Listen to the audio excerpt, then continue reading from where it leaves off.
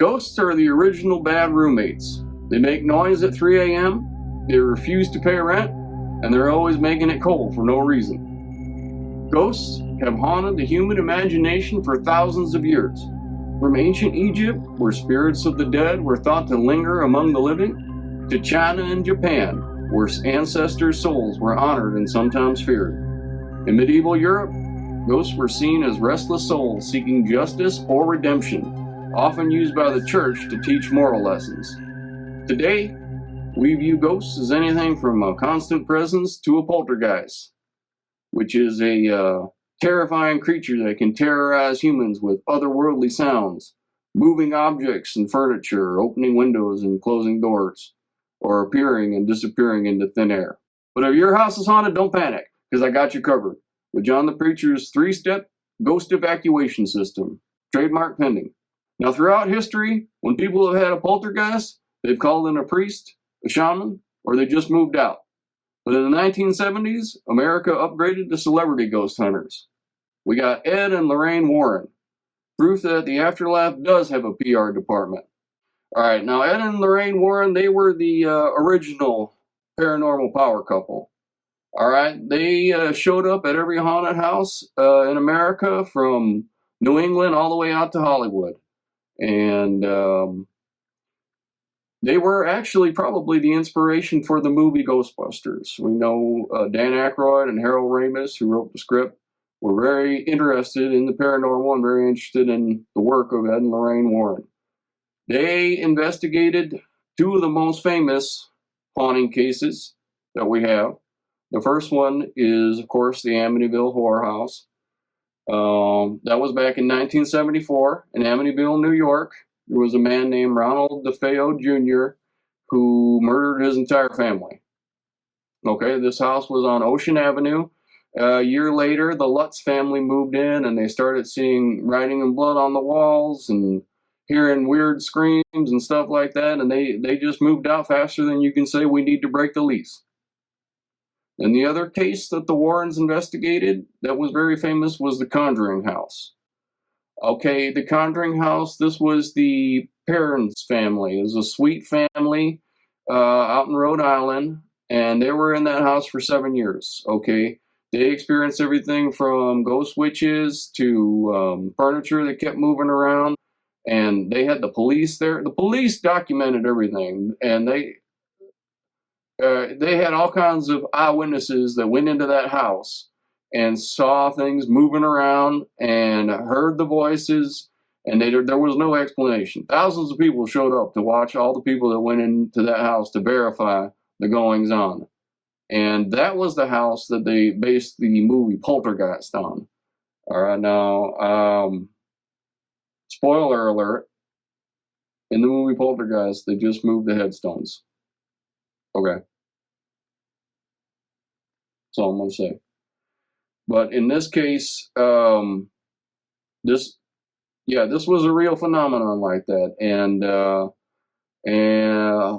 it captured everybody's imagination, and then things kind of went quiet in the ghost world. Now we got this new show on Netflix, which I enjoy very much, True Hauntings. It has some real documentation of doors opening and closing all on their own. They got it on camera, which we like to see. We like to see actual evidence in these cases. The first is Chris DeCesare. All right, he was in just Geneseo College. That's also up in upstate New York. I don't know what it is with upstate New York. Apparently, ghosts love it because a lot of these cases are up there. I don't know if it's the ley lines or something. We're going to have to do another short on that, maybe. Why upstate New York? But this is Geneseo College up there. This is in the 80s in a dorm called Erie Hall. And this ghost was named Tommy, apparently. And had some connection with his family. In it was back in the Revolutionary War. Guy was tortured by Native Americans and mutilated, and then he just kept showing up in that dorm room.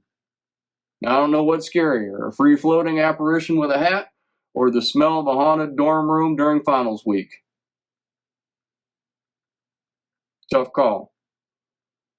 Then the other case in that show was April Miller. April Miller's family. Yeah, that was out in Utah in 2004.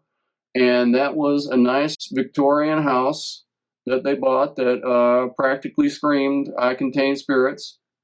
And it did. And they moved in, the renovations got weird, and then the reflections in the mirror got even weirder. Okay? They just had, that ghost had better timing than their home inspector, that's all. Eventually, they had to get a psychic in there to cleanse the place. All right? I had a personal ghost story. Not too bad, really, if you think about it. I moved into an apartment, and one of the first things I set down a box, I was drinking a beer like you do when you move in, had it right on top of the middle of the box, and it just all on its own, whoop, started pouring over. Beer pouring out everywhere, and I was like, this is weird. And from that day forward, I never felt alone. And that whether I was with a crowd of people or it was just me, I never felt alone in that place. But it really didn't bother me. It was just kind of a comforting presence. I guess me and that ghost, we just got along. All right. The funny thing is, my sister moved into that same apartment after I did, and she moved in with about 15 dogs. And that there was always making a racket, and I don't think the ghost liked that situation as much. Okay, she had a giant TV case that she'd leave the TV on so the dogs would be less nutty, you know. And she come home one time, and all the cords were unplugged from the power strip, and the cable box is undone. And behind this case, there's no way the dogs could have got to it.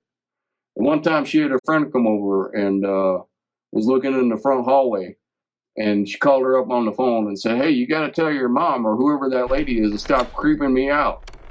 And my sister had to tell them, there's nobody in the building. Everybody's on vacation. That's when I knew I had to do something. That's when I knew I had to make a video on how to escape ghost attack. Okay? And that's what I'm going to do. I'm going to show you the short right now. I'm going to put the description in the link below.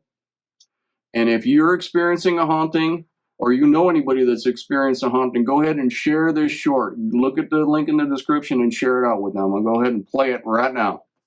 John the Preacher here, about to show you how to escape the ghost attack in 3 easy steps. Step 1, ghosts create cold spots. So get yourself a John the Preacher sage scarf.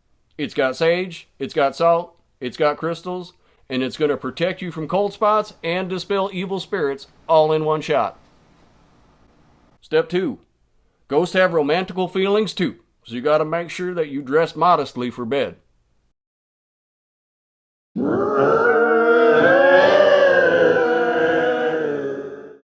Step 3.